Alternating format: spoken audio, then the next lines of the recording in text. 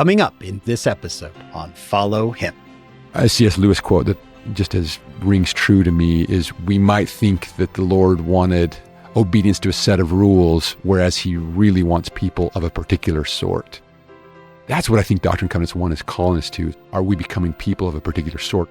Is this who we are? Is this who we want to be? Hello, my friends. Welcome to another episode of Follow Him. My name's Hank Smith, and I am your host, and I'm here with my co-host, John, by the way, the only true and living co-host upon the face of the whole earth, which with I, Hank Smith, am well pleased. Yes, I am living. I can verify. Yep, I'm still alive. He's still hanging on, folks. John, we are also very blessed to have Dr. J.B. Haws with us. He's been with us before, and he is a good friend and an amazing teacher. Welcome, J.B. Thank you. Thank you. So glad to be here with both of you. This is great. We are going to have a lot of fun. Let me ask both of you, as we are beginning this year's study of the Doctrine and Covenants and church history, as you look down the road, and for our listeners, what are you hoping happens? John, let's start with you. Looking at these revelations and hearing the voice of the Lord, who was it, Hank, that talked about the red letter edition of the Bible and how if you had a red ink edition of the Doctrine and Covenants, the whole thing would be red, almost the whole thing. Yeah. JB, what are you thinking? My mind went almost to the same place as John's. I love that sense of, like Elder Maxwell said, the thundering directness of Sinai, that we're hearing the voice of the Lord all throughout these sections. I also love this line from the introduction to the Doctrine and Covenants, that these are real people in real situations getting real answers to prayers. That kind of concrete process of watching revelation happen is all throughout the Doctrine and Covenants. And that means something for us trying to get revelation in our lives. Oh, beautiful. And speaking of revelation, one thing I love is we have the benefit of living long after these revelations, and you can see the Lord laying things out a little bit at a time for the prophet and for the rest of the saints. And we see it and we think, oh, I know what's coming. He begins to even mention Zion. Oh, the cause of Zion, the people of Zion. And you and I are thinking, oh, I know what that's going to eventually turn into. But it's fun to look at it and go, wow, they didn't know, as the Lord gives them a little piece at a time. John and JB, our lesson today is entitled, Hearken, O Ye People. And we'll just have one section of the Doctrine and Covenants, Doctrine and Covenants section 1. I'm going to read from the Come Follow Me manual. And then JB, let's hand the reins over to you. John and I are excited to see where we go. Here's how it starts. November 1831. The restored Church of Jesus Christ was just a year and a half old. Though growing, it was still a little-known group of believers living in relatively small towns, led by a prophet in his mid-20s. But God considered these believers to be his servants and his messengers, and he wanted the revelations he had given them to be published to the whole world. Doctrine and Covenants section 1 is the Lord's preface or introduction to these revelations. It clearly shows that even though the membership of the church was small, there was nothing small about the message God wanted his saints to share. It is a voice of warning for all the inhabitants of the earth, teaching them to repent and establish God's everlasting covenant. The servants carrying this message are the weak and the simple. Sounds like the three of us today. Yeah. But humble servants are just what God calls for, then and now, to bring his church out of obscurity and out of darkness. What an opener. So JB, with that, how do you want to take on Doctrine and Covenants 1? How do you want to introduce the Doctrine and Covenants to us? Because this is our very first lesson in the text. Oh, fantastic. I love that opener for the Come Follow Me manual. What a well-written and well-framed, and I think very exciting, drawing us in, hooking us in. Doctrine and Covenants 1 is such a great place to start, not only because it is the preface, but because I think it does some things for the whole Doctrine and Covenants. It's a place where historical context really makes this section come alive. So I think it's worth talking about what's happening and what's the historical story behind this section. The other thing I love about Doctrine and Covenants 1 that I think will be great to talk about is how does it set up, how does it frame the rest of the book, the themes that will help us think about the Doctrine and Covenants throughout our study of it.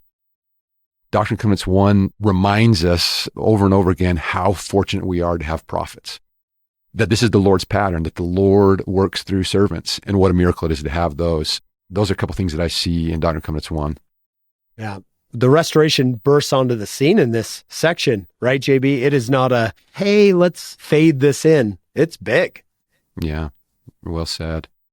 Do you know what I love about that intro you read? That's so good. This is a handful of people in a handful of towns with a 20-year-old prophet.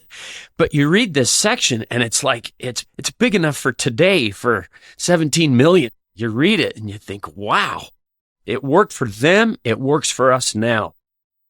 Yeah.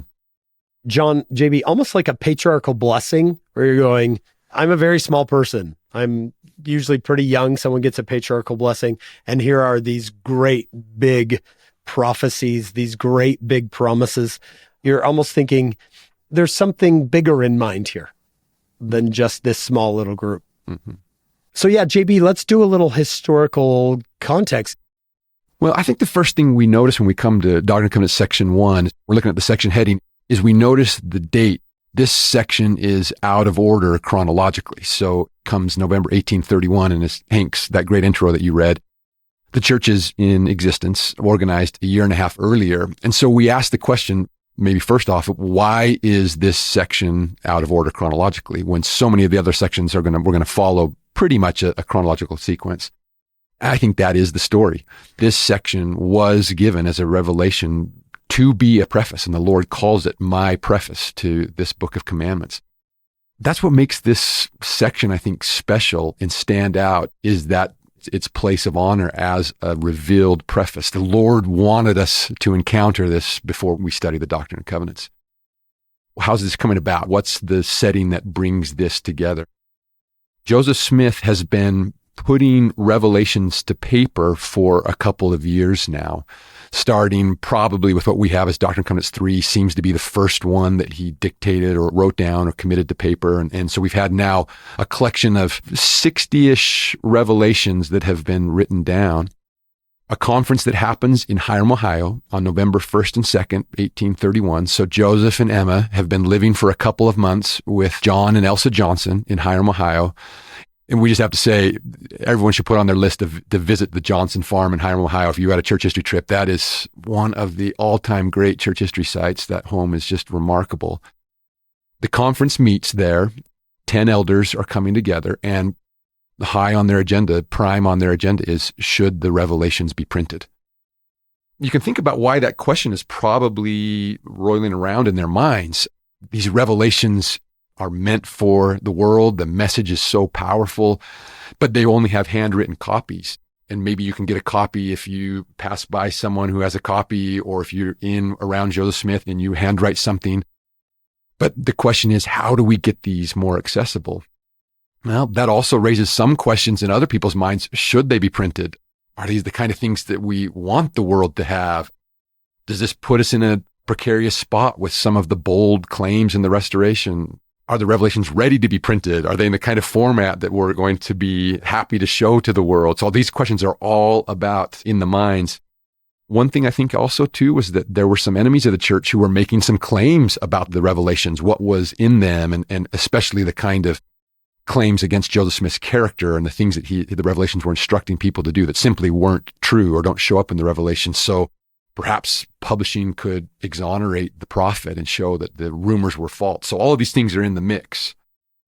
In the conference, they vote to print 10,000 copies of the Revelations. That goes so well with what I think John said about this being big enough for the world. I mean, this is double the print run of the Book of Mormon, the initial print run of the Book of Mormon. And you just think about what this says with the membership of the church at the time, how small they are, but what they're thinking about looking forward. We're going to print 10,000 copies of these revelations. They have a big vision. There we go. Yeah. They really sense that this is meant for the world. And so in this conference, and maybe this is also helpful to think about Doctrine and Covenants 1, is it situates itself chronologically with a couple of other revelations of Doctrine and Covenants. So Doctrine and Covenants 67, the conversation about when the elders are worrying and maybe having some concerns about the language and are the revelations polished enough. Doctrine and Covenants 68, great instruction about whatsoever you speak by the power of the Spirit is the mind of the Lord, the will of the Lord, and is Scripture. That comes out from the same conference. Then a testimony that the elders sign affirming, sort of like the testimony of the 3 witnesses and the 8 witnesses, that affirming, putting their testimony to paper, that they sign the divinity of these revelations, either at this conference or the day after, what we now know as Doctrine and Covenants 133, which was intended as an appendix to the revelations. So we have this flurry of revelations at this conference and the decision to print 10,000 copies. And so the question comes up, and this seems to be the account we have that I think gives the best account is a William McLellin account. He's remembering this several decades later, but it seems to fit all of the circumstantial evidence that we have, was that some of the elders were writing a preface. They wanted to introduce this book. Then William McLellin says the others picked it to pieces and asked Joseph Smith if he could seek the Lord's revelation for a preface. Then William McLellin gives this great description that Joseph stands by the window and slowly dictates sentence by sentence as Sidney Rigner writes this down. That's the account of where the preface comes from. And who is William McLellin, JB, for those of us who are pretty new? This is great too, because William McLellin is new on the scene and you can feel his enthusiasm. He is a new convert, a school teacher who encounters missionaries, is so thrilled, comes to Hiram, Ohio to meet Joseph Smith. And also in the same time frame, he's just had a revelation dictated for him, what we now have as Doctrine and Covenants 66. He's in the mix, part of this conference, a new convert and going to become one of the original 12 apostles, but feeling the thrill of this. And he plays a role in this because he also, by the accounts, was the one who made the attempt to duplicate a revelation or write a revelation when others were criticizing it. What we have in Doctrine and Covenants 67 is part of that experiment and lends his voice of testimony to the revelations and the divinity of those. Do you think, JB, that the Lord said, yeah, go ahead, give it a try. Write the preface, and that'll help you appreciate what you're going to get. Yeah.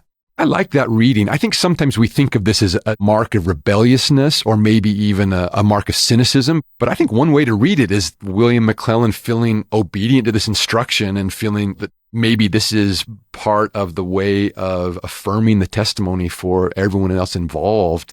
I like that reading of saying, as you go through this process and realize how futile that effort is or how difficult it is, that it proved to be an important mark of testimony or confirmation, maybe a way of saying it, another piece of evidence for those who participated and bolstered their willingness to affirm these revelations are special. There's something different about them. I wonder if that's Nephi too. We went in, tried to get the plates our way, and the Lord said, all right, let's try my way. Let's see what happens. I love that backstory in section 67. If I can jump over to New Testament for a minute, you guys all know the story of Matthew 14 of Jesus walking on the water and them seeing him and Peter saying, Lord, if it be thou, bid me come unto thee on the water. And he does it. And then when he saw the wind boisterous, he began to sink. And I love the Elder Holland comment about, while his eyes were on Jesus, the wind could toss his hair, the spray could drench his robes, but all was well. He was coming to Christ. It was only when he took his eyes off the Savior. And you go to section 67, and I love this. Okay, your eyes have been upon Joseph, and his language you have known, and his imperfections you have known.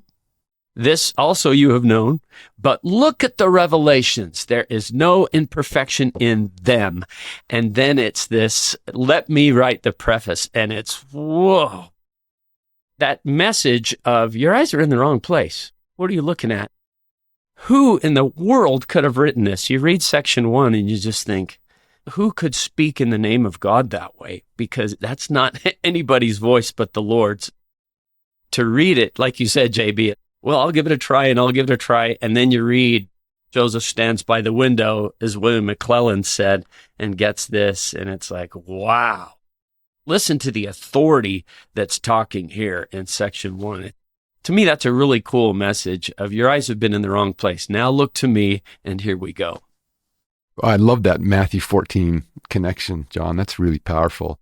I think this is something that we see again and again, and maybe that we all have to confront as we think about looking forward to the Doctrine and Covenants. This is in a lot of ways is the Hiram Page moment, the Oliver Cowdery moment. When Doctrine and Covenants 28, we have these situations where there are other claimants for revelation or people who are claiming that they've received the revelations as they learn outside their stewardship. And the thing that I love is, again and again, the answer that comes back is there's something different about the revelations that are coming through the prophet Joseph Smith, and they sense it. So that Hiram Page renounces the seer stone. Oliver Cowdery agrees to talk to Hiram Page and to work this out and to disavow those revelations. There was just something different they could tell. I love those repeated moments that we're going to see in the Doctrine and Covenants story.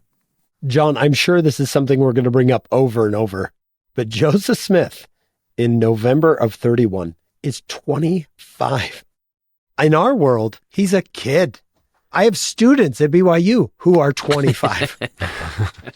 JB, what's Joseph Smith like at 25? I mean, he's been tutored for quite a while, but when I have read about him, he is not the Joseph Smith of 1843, 1844, those couple of years before he dies. He is still learning here. Oh, yeah, absolutely. That kind of perspective is always helpful when we think about the Joseph Smith, and not just Joseph Smith, but all of his associates. I mean, we are talking about a group of young people who are leading this work and are engaged in this. I think it's also worth saying he's already faced some pretty difficult things. He's already faced some family tragedies, the loss of children. He's already had a lot of displacement in his life, moving around a lot. He's also already started to engage in some very big projects like the building of Zion in Missouri. And so we have sort of two church centers now. He's living in Ohio, but through him, the Lord has called individuals to be building up Zion in the Jackson County, Missouri area. So he's now managing two church centers. He's on the cusp of some pretty difficult persecution that's going to be happening in Hiram, Ohio. 4 months after Doctrine and Covenants 1 comes the March 1832 tarring and feathering. He's translating the Bible. That's one of these big projects at the Johnson farm. And so that he's in the middle of that. That's another thing that can help us think about what he's thinking about. All of this time sending out missionaries and saying, we're spreading this gospel to the world. Wow. It's big. He's 25 and the work has just really ballooned. Yeah. To me, remembering that makes it come to life in a way where you think, how is this possible? I look back on my 20s and think, I had no idea what I was doing. And yet here he is being used as this instrument. Yeah. Sitting there and going, let's say 10,000 copies. Whoa, wait, Yeah. What? Who do we think we are? Who does God know we are? Who does Joseph know we are, and what's coming to print 10,000 copies? Few people in a few towns with a 20-something-year-old prophet. Well, let's make 10,000 copies. Yeah, that's right. JB, do they call it the Doctrine and Covenants? Good question. No, the first edition of this book is going to be called the Book of Commandments. Here is kind of a replica, so small, pocket-sized. The idea was that it could be more transportable, easily carried by the elders as they're traveling. Now, JB, you are either Andre the Giant or that is a very small book. Will you hold that up again? Is that smaller than your phone? Definitely smaller than my phone, yes. So pocket-sized. I'm so glad you brought this up, Hank, because I think we shouldn't move too quickly past this title. This is the idea that it's going to be called the Book of Commandments, and we see that in section 1, verse 6. My preface unto the book of my commandments. And I think it's worth pausing on this because this word gives us a window into the way early saints thought about these revelations. To me, one of the great stories that brings this to clarity is something that Joseph Knight remembered about an interaction he had with Martin Harris. So as Joseph Knight's remembering this, it's March 1830. The Book of Mormon is hot off the press. Joseph Knight is watching Martin Harris having a conversation with Joseph Smith. Martin Harris, Joseph Knight says, is carrying several copies of this newly printed Book of Mormon, and he's panicked. He said, no one's going to buy them. There's an intentional boycott. people are just going to reject this. And Martin, of course, he has a big stake in this. His farm is on the line. And he's panicked. And he says to Joseph Smith, no one's going to buy these books. We're in trouble. And then he says this great line. And I think in today's vernacular, we would say, I must have a revelation. I must have some inspiration. But he says, I must have a commandment. I need a commandment. And what he meant was, I need a revelation. Joseph Knight ties this to section 19. What Joseph Smith said was, pay heed to what you've already have, the revelation you've already received, section 19. But I love that Martin Harris, in this moment of need, he says, I need a commandment. I must have a commandment. That's his word for a revelation from the Lord. We see that all over the early Doctrine and Covenants and the early saints kind of language, is that they think of these as commandments. I like to ask myself that question. How would I approach this book differently if I think in terms of commandments? These revelations are commandments. The Lord wants us to do something. These are messages of action. I love that title. I think it's worth us keeping in the back of our mind that another equivalent for the word revelation in these sections could be commandment. You almost hear the Lord saying, I've got big things in mind. Follow me on this. Yeah. I love that insight, JB. It's not, here's a book of some sound advice, take it or leave it. This is a book of commandments. What's the first word, Hank? Hearken. It's not just hear this, hear it and obey it. Here it comes. I also love that Martin Harris attitude. And I think, man, how could I have more of that I want a commandment? I must have a commandment. I want direction. It's like, are you sure? Yeah, that's right. That's right. Yeah. You're going to get more than you bargained for. Yeah, I need to hear it. I need to have something to have faith in. Let me hold the paper.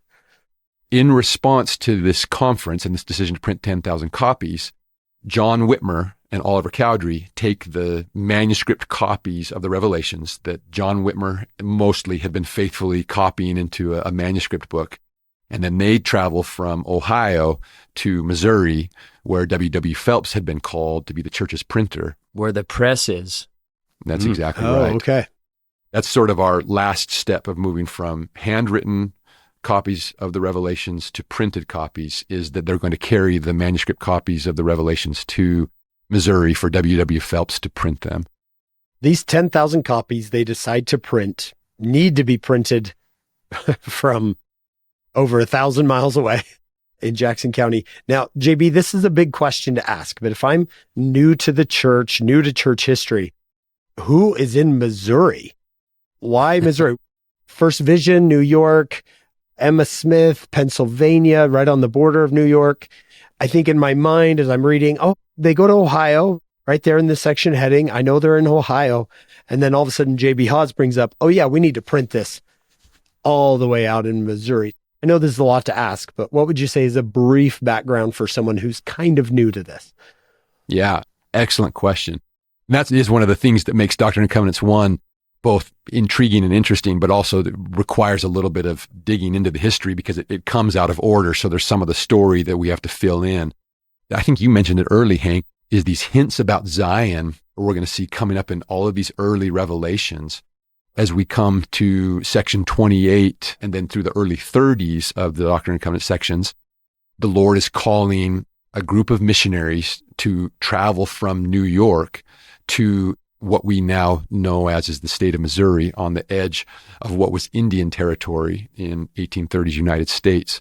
And so this group of missionaries, led by Oliver Cowdery, I'm going to also include Parley P. Pratt, Peter Whitmer Jr., Ziba Peterson, they are going to travel that really long distance to the border of the Lamanites. They stop in Kirtland, Ohio area. That's where Parley P. Pratt had been living. He had some deep acquaintances there. They meet Sidney Rigdon and Sidney Rigdon's followers. In the matter of a couple of weeks, several hundred people have joined the church and are baptized. The missionaries that are headed to Missouri continue on. They end up in Independence, Jackson County, Missouri. Sidney Rigdon, who had joined the church in Ohio, goes and meets Joseph Smith, and then Joseph Smith receives a revelation for the New York saints to gather in Ohio. So that's why they move to the Kirtland area. Then in the summer of 1831, Joseph Smith makes a trip to Independence, Missouri, and that there are several others who are called to live there. Edward Partridge, W.W. Phelps is the printer, and the revelation is that this is Zion, the spot of Zion. So this is where we come at sections 57, 58, 59. There's the building up of Zion, Independence, Jackson County, Missouri area, and then the church where Joseph Smith is living and headquartered in the Kirtland, Ohio area. We have these two church centers going because of the projects and the revelation from the Lord to have different people in different places. So those of you who are listening, you feel pretty new to this. Don't be frustrated if you're a little confused. What JB just talked about, this will play out.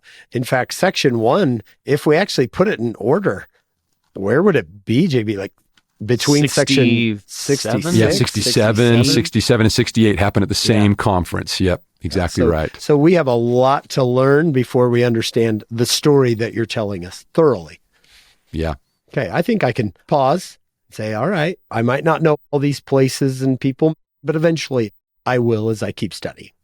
Yeah, definitely. I think that's a very good way to say it, is that there's something about this section that the Lord wants us to see first, but we shouldn't be intimidated that we don't have the story yet, because after this section, most of the sections move in chronological order, and as we work through them, we'll pick up that story, and then when we get to 67, 68, we'll say, oh yeah. Okay. I really like that. I don't like heading into things a little confused, but if I know, hey, eventually you're going to get to know this. Maybe this is a little odd to say, but it's almost like a movie that the opening scene is somewhere in the middle of the movie. Does that make sense? And then you've got to go backwards and see the whole story up to that point. So when you see that opening scene in a movie, you're thinking, who are these people? What's happening? I don't know anything about this. Oh, we're going to go back. And by the time we get back to that point, you'll know everything. No, I think it's a good analogy. And I also think that helps not any of us to feel intimidated that we're encountering this kind of midstream, mid-story. Yeah, it's kind of like if you write a book, Hank, or if you write a book, JB, you kind of know what's going to happen. But these are revelations that are ongoing. I can see how the Lord could write a preface and say, let me go back and tell you what this all is, this book of commandments. Okay. I frequently tell my students when they write a paper, don't write your opening 2 paragraphs until you've written the paper, because you just don't know what you're going to tell me. So write it, then come back and tell me what you're going to tell me. That's a good way to look at the preface. Let me tell you what I'm about to tell you, because it is so big and grand, this preface. Yeah. As we're thinking about the overall year of studying the Doctrine and Covenants, I wanted to mention one resource that I think can be a great study aid for the Doctrine and Covenants, and that's the Joseph Smith Papers website. And the Joseph Smith Papers website is packed with information, but I think there's one section of that website that's especially helpful. So this is josephsmithpapers.org. The subheading or the tab that I think can be most helpful for the Doctrine and Covenants is the Documents series. What the Joseph Smith Papers editors have done with the Documents series is they've put in chronological order all of the relevant Joseph Smith documents. That means all of the sections of the Doctrine and Covenants, all of the revelations show up in chronological order, and they have these fantastic, brief, but really thorough historical introductions for every section. Maybe the best way, the easiest way to navigate it is when you click on the Documents tab, it shows you year by year. So you'll see 1829, 1830, 1831. You can look at the date in the section heading of the Doctrine and Covenants, click on that year, find the month, and then you can click on that section. They have in the date of the revelation, and then they have in parentheses the section number in the Doctrine and Covenants. You can click on that. So you can see the earliest transcript of the revelations, which is very cool to see. But then you can click the historical introduction, and it gives beautiful background of what's happening at that time. That might be a great way to get the story if you want to familiarize yourself. Okay, what's happening when this section is being revealed? That Doctrine and Covenants, the documents sections of the Joseph Smith Papers website is invaluable. Yeah, and these are high resolution photos. I'm zooming in here going, you can go in pretty far. You can look at the ink in the page. This is another thing that brings the story to life. You're seeing these handwritten revelations being put to paper. The first times they were put in English, you are looking at it. That's right, yeah. And JB, I love your initials, by the way. JB, what did we hear in our master's program over and over again? Go to original sources. Go to original sources. And what are we looking at? The source document. Right on. They have source notes for every document, so it'll tell you, is this the original? Is this a copy of the original? In almost every case, the Joseph Smith Papers editors have worked to find the earliest known existing copy of these revelations, which is fantastic. And I've noticed, JB, maybe you already mentioned this, but I've got the original document on this side, and then on the right-hand side, I actually get the words. So if I can't quite read it, right? Yep, exactly. Wow, this is fun. My wife does not allow me on the Joseph Smith Papers website because I get lost. You disappear for hours. I know. Yeah. It is so good. The other thing, talking about not being able to read it, JB, will you hold up that Book of Commandments again? Did they not have eye problems back then? That's right. I see the church history movies and they're singing out of hymn books that are that small. And I'm like, that's right. Tiny little. Are eye problems a 21st century thing? How did they read that stuff? Benjamin Franklin's bifocals, I guess. So. All right, JB, that's a wonderful resource. I hope everyone will take advantage of the Joseph Smith Papers website. And JB, this isn't a small project, the JSP. Yeah. This, I think, will go down in history as one of the monumental projects that the church's history department has ever done and will ever do. And it's been 2 decades and more in the making. One other tab we should mention is that they have a glossary of people and places. You can just look up anyone involved in Joseph Smith's life, mentioned in the papers, mentioned the Doctrine and Covenants. It's alphabetical, and it becomes this really nice encyclopedic, quick reference for identifying people and places. That's another great tab on the Joseph Smith Papers. And there is website. A lot of them. That's right. This isn't a short list. This is wonderful. JB, John, there will be critics of the church who say the church hides things. The Joseph Smith Papers is as transparent as you can possibly be. Here is every single document we have of Joseph Smith, high-resolution photos. Go ahead and take a look for yourself. I love the phrase, you don't need to protect the truth. It's like a lion. Just let it out of its cage. It will protect itself. Mm-hmm. That's Joseph Smith. Be open and transparent. You will see who he really is. Since we're talking about resources here, both of you, even on my Gospel Library app, I have the Book of Saints, which is, JB, maybe you can speak to that. I have Revelations in Context. I have podcasts, Joseph Smith Papers podcast, Saints podcast. I think I could spend every waking minute this year studying these revelations and the history. And we hope everyone does. I mean, that's... Yeah. JB, tell us about Saints. Yeah, Saints is a can't miss. A lot of listeners have probably encountered it. It's a brand new 4-volume official history of the church that is all of the things that you would expect a history of the church to have. It partakes of those wonderful characteristics that you talked about, the Joseph Smith Papers, Hank. It's open, transparent, dealing with everything in the church's history, but in a way that is so gripping. The narrative style, it's written very much in story form, focusing on characters and important moments in church history. It's a page turner. The other great thing is they've got it in audiobook form, so you can listen to it. It's a great way to encounter the historical story behind the Doctrine and Covenants. And Saints Volume 1 covers the years of Joseph Smith's ministry, essentially. The volumes 2, 3, and 4 come all the way through the present. The Saints footnotes take you to so many places. And so it's a great place to start. And then whatever subject you want to dig into deeper, you can find it in the footnotes. The apparatus behind Saints is really, really helpful, that kind of research apparatus. And I'll just say to all of our listeners, this is a sacrifice. When we first started, John, Come Follow Me, I thought, okay, I can dedicate some time to Come Follow Me. I can dedicate a couple minutes every evening. But if you really, really want to come through this year with something special at the end, you do need to take some time to do this. There's some things you might have to set aside. You might have to set aside talk radio. You might have to set aside a little bit of sports, not much, but a little bit of sports. Whatever you might say, I'm going to make my car my come follow me time. I'm going to make my laundry room some come follow me time. My walks, my running. I have a friend, Ryan Eakins, who listens to our podcast and other gospel-oriented works while he snowboards.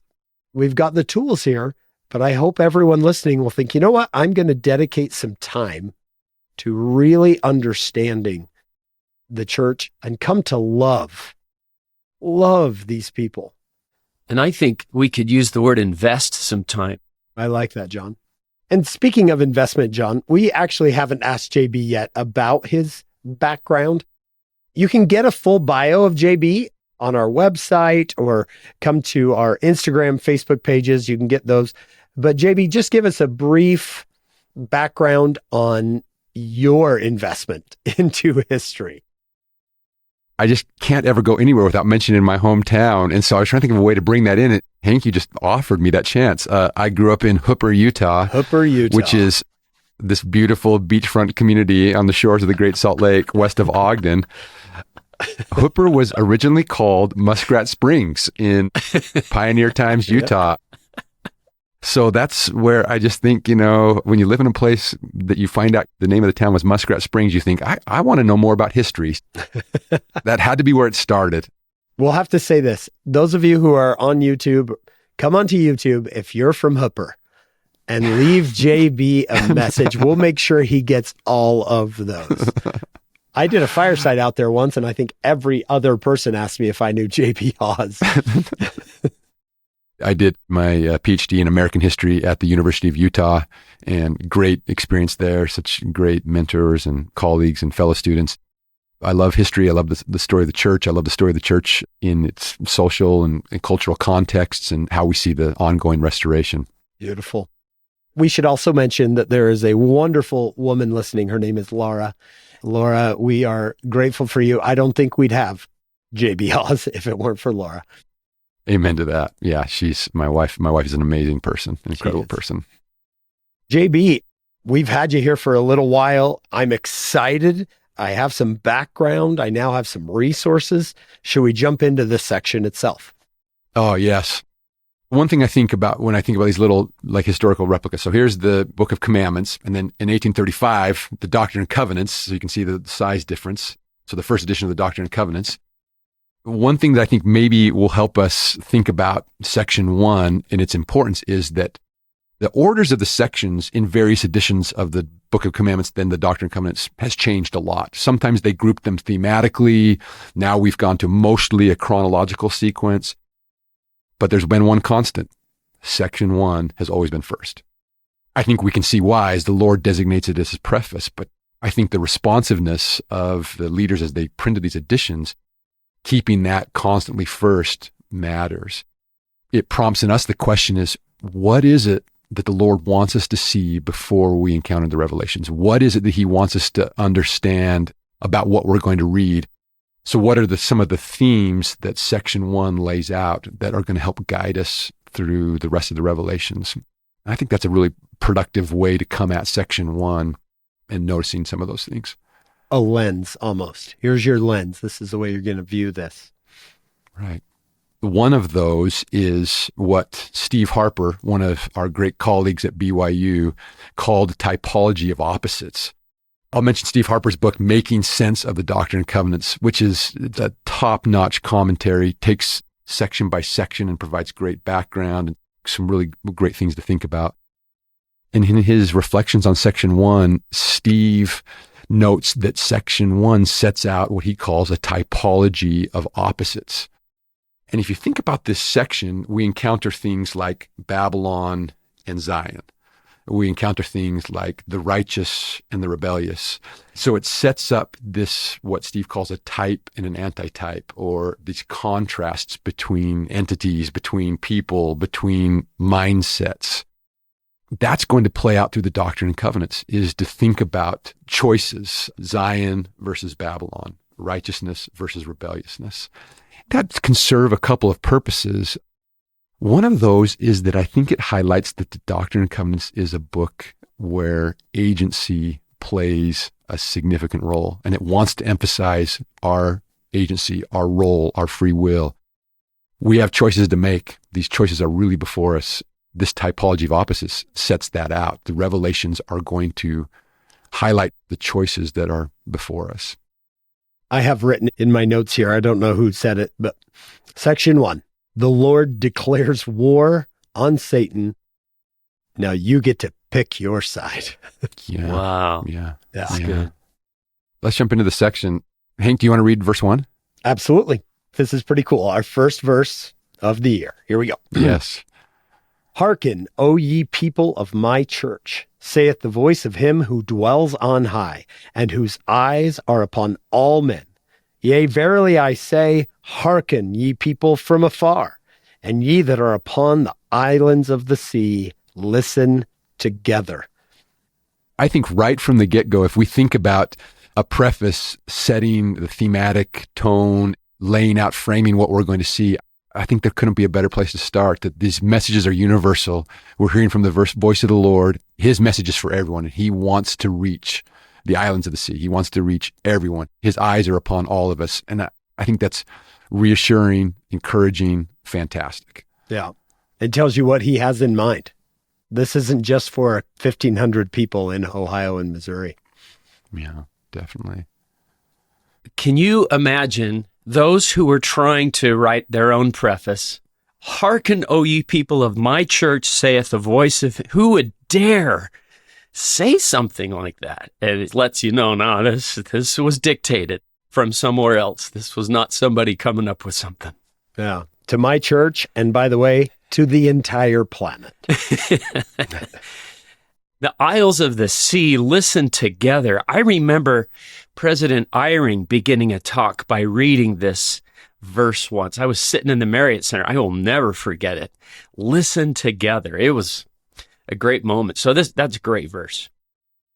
I'm thinking of something that Richard Bushman said, see if I can paraphrase it, that in his biography of Joseph Smith, Rough Stone Rolling, he was talking about section 3, the first revelation that Joseph Smith put to paper, but he had such a great insight that the voice in these revelations is independent of Joseph Smith, above and beyond Joseph Smith. We just see that over and over again, that this is coming from outside of Joseph Smith. And so sometimes when the revelations rebuke Joseph Smith, he includes it because he is just recording or dictating or putting words to the inspiration that's coming from heaven, and it's independent and above him. Then we come to this verse 2. A phrase this time around really hit me, maybe in a way that I hadn't quite noticed this before. For verily the voice of the Lord is unto all men, and there is none to escape, and there is no eye that shall not see, neither ear that shall not hear. And then here's the phrase that hit me this time, neither heart that shall not be penetrated.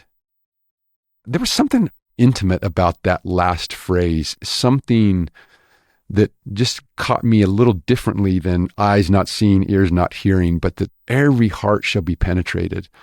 I think that's both a realization of where things are going to end up. So this is certainly an apocalyptic revelation. It's a revelation that's talking about end times. It's talking about wrapping up scenes. It's pointing us towards the culmination of the Lord's work. But I love that idea that every heart will be penetrated. This is, I think, leads us to those, every knee will bow, every tongue will confess that Jesus is the Christ, that hearts will be penetrated too, that there will be a feeling that accompanies this, that every heart will be reached in some way. That struck me as really powerful. If anything else, this will get your attention. Yeah. I studied the call of Isaiah. Let's go to the Old Testament for a second. The call of Isaiah that is repeated in every one of the Gospels and the book of Acts. And what's the idea? That lest they see with their eyes, hear with their ears, understand with their heart, and be converted and be healed. Eye, ear, heart, there again.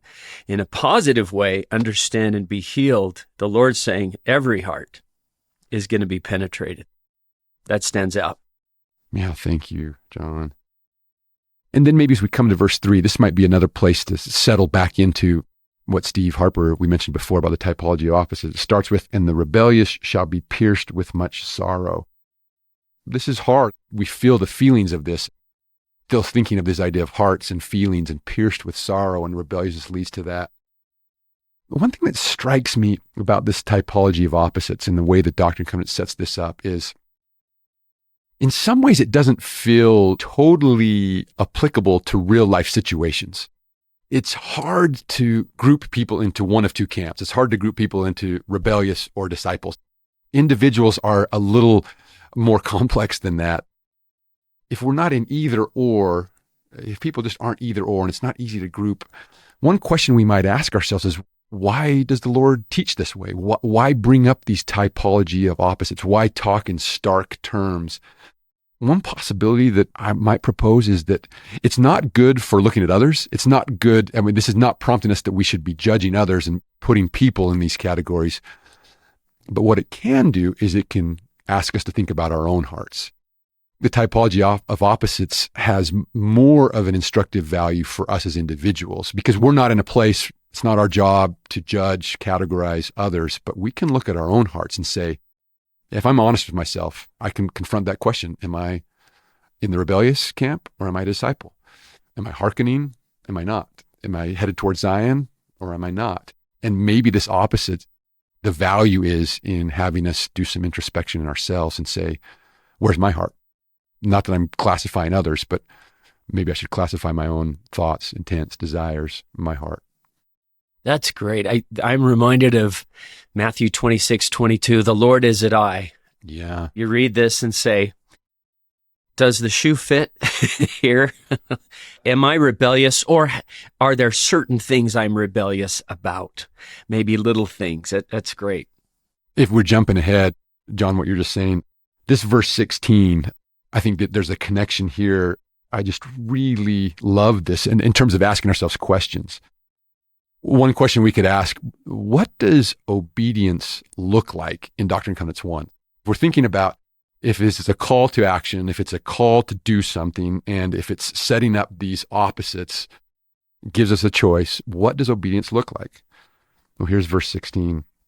They seek not the Lord to establish his righteousness, but every man walketh in his own way, and after the image of his own God, whose image is in the likeness of the world, and whose substance is that of an idol, which waxeth old and shall perish in Babylon, even Babylon the Great, which shall fall. That prompts the same question that, John, that you raised is, in what ways am I walking my own way? Are there idols that are holding my attention?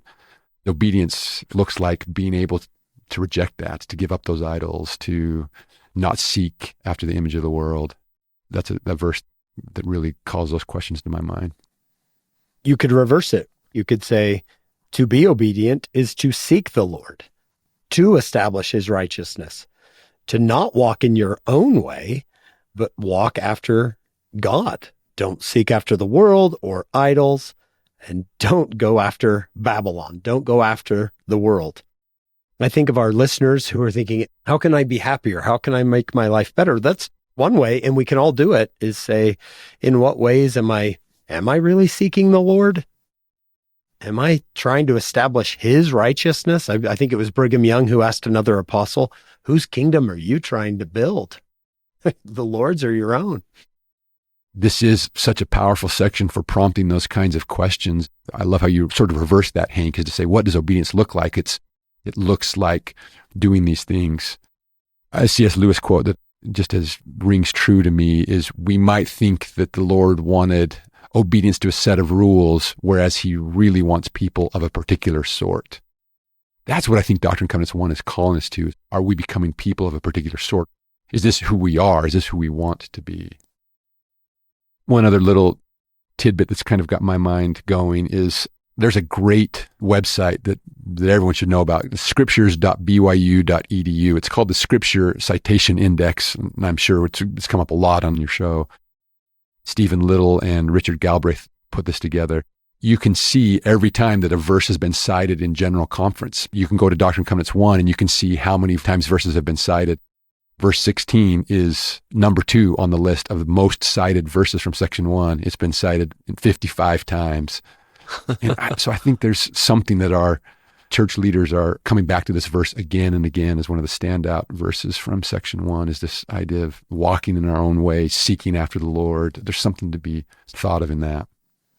Maybe if we back up a couple of verses, the other thing that I find really interesting about section 1 is, like so many of these kind of sections of prophetic warning, I think the Lord is often more descriptive and predictive than he is prescriptive. So in other words, he's saying, these are the things that are just going to naturally happen. If you choose this path, this is what is going to follow. We read a verse like verse 13, and the anger of the Lord is kindled.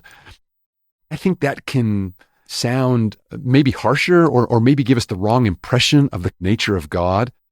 Whereas I think what this might be saying is this might actually just be a description of the consequences that happen when we make choices.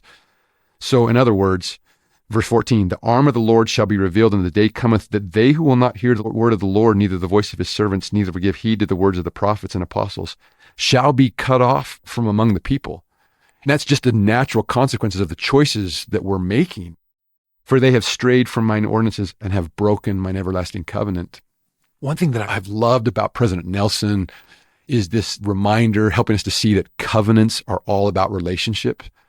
What these verses in section 1 are saying is, if you choose not to be in a relationship with me, then this is what's going to happen. I'm not going to force you. I'm not a God of compulsion. I won't force you into a relationship. And if you choose not to be in a relationship, then I'll allow that choice, but you'll be cut off. Here are the consequences. And I'm predicting rather than prescribing or cursing, because this is just naturally what's going to happen if you choose not to be in a relationship. Two things there. Whenever I see will not in the scriptures, I like to ask, what's the difference between will not and cannot? It's not those who can't hear the voice of the Lord. It's those who refuse to hear. I am choosing not to hear that. Like you said, here's the natural consequence. That idea of don't think of a covenant like a contract. You do this, I do this, we sign, we stick it on the shelf. A covenant is an ongoing relationship where I am weak and the Savior is strong. I benefit because of that relationship. I have access to his strength when I am weak. And I love that idea of a relationship, because then you get the idea of loyalty in a relationship. Yeah. And not just some contract you throw on the shelf that, okay, you do this and I do this. We've heard that more recently, that idea of make sure you're thinking of your covenant as a relationship, not just a contract. Thanks for saying that. Oh, thank you for that. Really nice putting a point on it too. Maybe while we're in this section of verses, if we ask ourselves one question, well, what does obedience look like? How do we see the Lord framing obedience in section 1? Another framing principle I think is going to help us as we come to the Doctrine and Covenants is, what do we learn about the nature of God from section 1? And that's going to be something we're going to see just weave its way through the Doctrine and Covenants. Verse 17, we start seeing some really interesting and telling and beautiful things about the nature of God. Wherefore I, the Lord, knowing the calamity which should come upon the inhabitants of the earth, called upon my servant Joseph Smith Jr. I remember an electric moment. John, I think this was in our class with Richard Bennett, a great BYU professor and historian. He called this the proactivity of God. So normally we think about the first vision experience, for example, of that Joseph Smith approaches the Lord and the Lord responds. But that's not how it's framed in verse 17. Knowing the calamity which should come, the Lord says, I called upon my servant Joseph Smith, so that he was proactive. He was reaching out. And we think, what do we see in Joseph Smith's story that shows that proactivity? Well, how about his reaction when he reads James 1:5? The Lord, you can just sense he's calling to him through that verse, other experiences in his life with his family, so that the Lord is the one doing the initial calling, the reaching out. I love that indication that we have a proactive God who calls on us, allows us to respond, but he's calling, he's proactive. I'm thinking of Elder Kieran's phrase, he is in relentless pursuit of you. Oh, man, so well said. And then I also love this sense that the Lord, seeing calamities and that he's provided a way to overcome all these calamities. And it starts with calling his servants and then the revelations that come and all of the things that are going to follow from that. Then we just have this great litany of results that what happened because Joseph Smith was called and what is going to come out of the restoration. You know what I love about what you just said, JB, that proactivity of the Lord? I feel like, yes, the restoration, the first vision, yes, there is a God and he is real. And then it seems so much that comes afterwards is what kind of being is God? And there were some different ideas out there. All of this tells us, oh, this is what he's like. He is relentlessly pursuing us. He is proactive, knowing what's going to come. I called upon my servant Joseph Smith, and we learn such wonderful things about his nature as this book of commandments, Doctrine and Covenants unfolds. Yeah.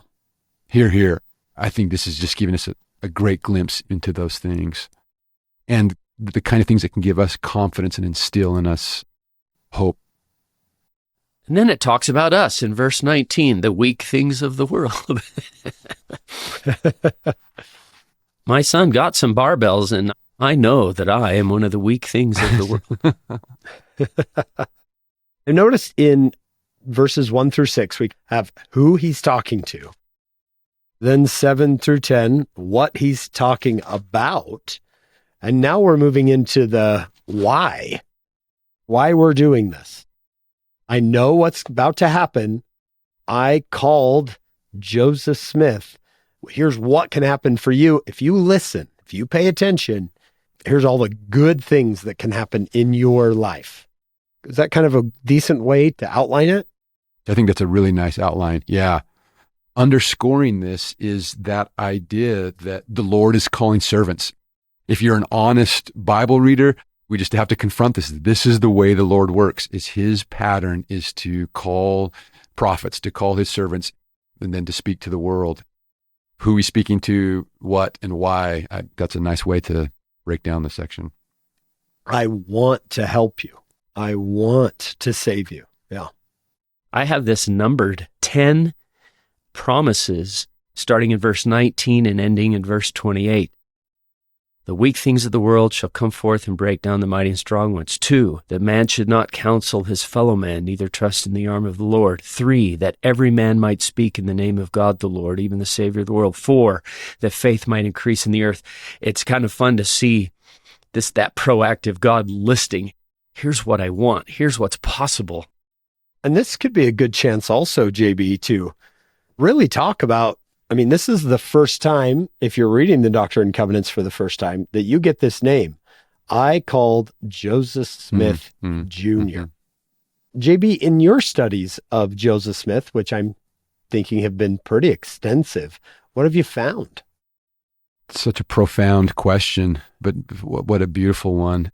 I am so struck with Joseph Smith's courage in responding to the revelations. His sense of his own weakness, his own humanity, but the confidence that he drew from knowing that he was on the Lord's errand, that gave him a fearlessness that always impresses me. And I'm also impressed that, as we're going to see in this Doctrine and Covenants and Church History year, that when things were difficult, they faced some horrific challenges, that instead of dampening his enthusiasm or instead of causing him to pull back, he thought bigger. He was emboldened, and he was still open to responding to the Lord's command to do more projects, to expand his thinking. He was indomitable. The great quote that George A. Smith is the one who transmits this to us about being in the lowest pit of Nova Scotia and having the Rocky Mountains piled on top of him, that he would come out on top. There was something indomitable and buoyant about him. And I think that probably disposition and personality was part of that. But more than that, I think it was the confidence of knowing that he was on the Lord's errand and that the Lord had called him. He just had that absolute faith that the Lord could make him what he wanted him to be. And he calls him and all of us in verse 19, the weak things of the world. It's kind of a hard thing to hear when you're Joseph Smith or any of us, and the Lord says, I chose you, so everyone would know it was me. Like, I took the one that you would never think could do something like this. Reminds me of the Old Testament. Here's Abraham, just this guy. Abraham and Sarah, just this immigrant and his wife. Look at Mary in Nazareth, just a teenager in a tiny little town. And then you have it here again, a teenage boy. I called him this weak thing, and he's going to do something great. When you put it that way, it made me think of the Gideon story in Judges, where the Lord sort of intentionally diminishes Gideon's army, just so there would be no way of mistaking this on their own power, that you just cannot look at this and say that I've trusted in the arm of flesh and we've turned out well. Part of the testimony is there's only one way to explain it, and it's the miracle that the Lord is behind it. I think, too, of the context, if we think back at the historical context. So imagine we've got this conference happening in November 1831 when this preface comes out, and there are just 10 elders. I mean, the conference is 10 elders. They're going to be charged to go out and spread this message, and you can imagine how weak they have felt. You can just hear this preface speaking to them in their immediate circumstances of they're feeling their own weakness and reminding them, this is what I've always done. This is what the Lord's saying. I've always done this, and you're going to be able to do this too, as weak things. Coming up in part 2 of this episode. Just that reassurance that we can be forgiven. And that's going to be a Doctrine and Covenants theme that we're just going to see over and over and over, how often the Lord is promising and reassuring forgiveness. And his Isaiah 1, scarlet things can be made white as snow, or section 58, that I, the Lord, remember them no more. I mean, it's just this beautiful, complete totality of forgiveness and fresh starts.